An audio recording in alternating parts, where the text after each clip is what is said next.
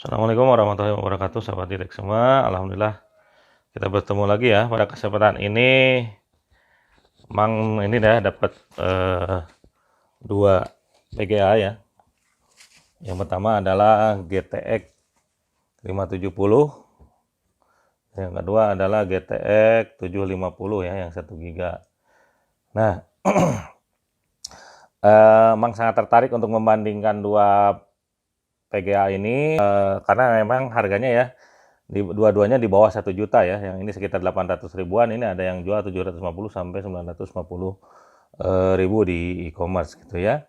Nah, dengan harga yang ya relatif sama lah, apakah performanya di beberapa game ini akan baik gitu ya. Karena ini teknologi yang berbeda ya, karena yang GTX 750 ini keluaran tahun 2010, ini masih 40 nano ya. Terus konsumsinya juga TDP-nya itu tinggi, 219 watt gitu ya. Sedangkan yang ini yang GTX 750 1 giga ini 2014 keluarannya ya. Ini udah 28 nano dan TDP-nya 55 watt. Nah ya, apa namanya? Yang harus dipertimbangkan tadi ya, apakah wattnya yang tinggi ini sama imbang lah dengan performance dari si PGA itu gitu ya. Sehingga ya para sahabat Gitek ini dapat memutuskan mana yang harus dibeli ya. Apakah membeli GTX 570 atau membeli yang GTX 750 ya. Yang biasa, ini bukan yang TI. Adapun spesifikasinya yang ini tuh di 732 ya MHz di GPU clock-nya itu. Kalau yang ini di 1085, cuman ini bitnya tinggi ya. Ini ada di 320. Kalau ini 128 bit gitu. Nah, ini juga memorinya ini lebih tinggi. Dia ada di 1,2 giga ya. Kalau yang ini ada di 1 giga. Nah, untuk I/O-nya, kalau yang ini ada 4 ya, 2 DPI-D, HDMI dan ada DP gitu. Nah, kalau yang untuk 750 ini hanya ada ya 3 ya. Yang pertama adalah DPI, D-Sub, sama HDMI gitu. Ya, terus yang lain juga ini ya. Kalau yang ini, yang GTX 570 ini memerlukan power 6 pin 2 ya, 2. Jadi makanya konsumsi wattnya tinggi. Ini perlu CPU yang perlu PSU yang khusus ya, yang ada pin 6 kalinya 2 kali. Kalau enggak ya harus beli konverter ya, mulai ke 6 pin. Nah, kalau yang ini tidak ada ya, ini tanpa power tambahan. Untuk yang GTX 750 non. Nah, untuk pengambilan keputusan mana yang akan dibeli gitu ya oleh sahabat Gitek semua. Oke, kita akan bandingkan keduanya di 3 game. Yang pertama di game Sniper Elite 4 ya. Yang kedua ada di PES 2021 dan yang ketiga ada di Metro Exodus. Kita akan lihat berapa FPS-nya, suhunya berapa, terus konsumsi dayanya berapa, dan akhirnya bisa diputuskan mana yang lebih worth it lah untuk dibeli dengan berbagai macam pertimbangan. Oke, disimak videonya ya.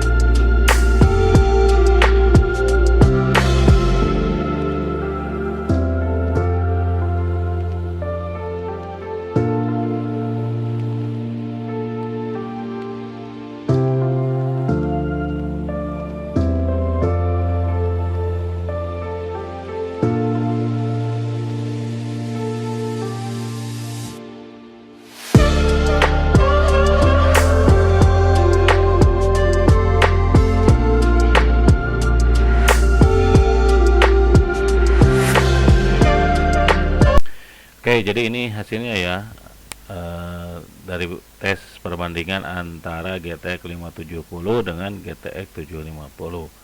Pada game Sniper Elite ini temperaturnya rata-rata 70 ya, sedangkan pada GTX 750 temperaturnya 51, jadi ada selisih 20 derajat.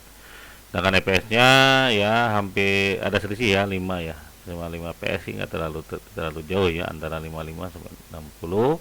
Sedangkan power yang dikonsumsi itu 220 ya, ada kenaikan saya sekitar 100 watt dari kondisi idle pada GTX 570. Sedangkan untuk yang pada GTX 750 ini konsumsinya 108 watt atau naik sekitar ya 100 juga ya, 100 watt. Terus pada game PS ini temperaturnya itu 77 untuk GTX 570, sedangkan untuk GTX 750 itu 55. Ada selisih yang sangat jauh ya. Rata-rata ini untuk temperaturnya ya bedanya 20 derajat. Sedangkan untuk FPS-nya ini ada di 75. Sedangkan yang GTX 570 ada di 78. Konsumsi dayanya itu 270 atau ada kenaikan ya sekitar 140-an ya dari kondisi idle. Sedangkan untuk GTX 750 ini di 117 watt atau dua kali lipat lah dari kondisi idle. Dan yang terakhir itu ada di Metro Exodus untuk GTX 570 ini temperaturnya ada di 66, sedangkan Metro Exodus ada di 50 untuk yang GTX 750, dan FPS-nya ada di 48 untuk yang GTX 570. Power konsumsinya 280, ini sangat tinggi ya, sekitar 2 kali lipat lah dari kondisi idle. Sedangkan untuk di GTX 750 itu konsumsi dayanya itu 108 itu, atau ya 2 kali lipat lah, sama juga dari kondisi idle. Jadi kesimpulannya adalah dengan harga yang tidak terlalu jauh lah, sekitar beda 200 ribuan gitu ya, ini bisa atau 100 sampai 200 ribuan. Yang 750 ini, kira 750 ini sekarang tuh ada di 1 jutaan gitu ya, sedangkan yang ini ada di 800 ribu.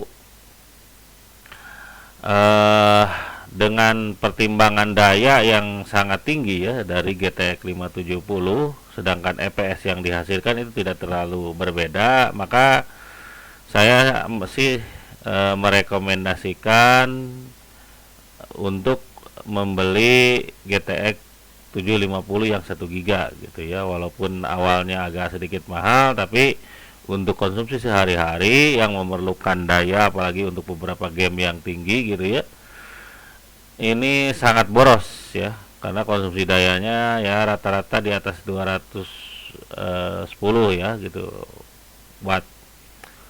Jadi mending kita agak sedikit mahal dari awal, tetapi untuk pemakaian sehari-hari itu bersahabat untuk kita ya dengan dalam penggunaan dayanya.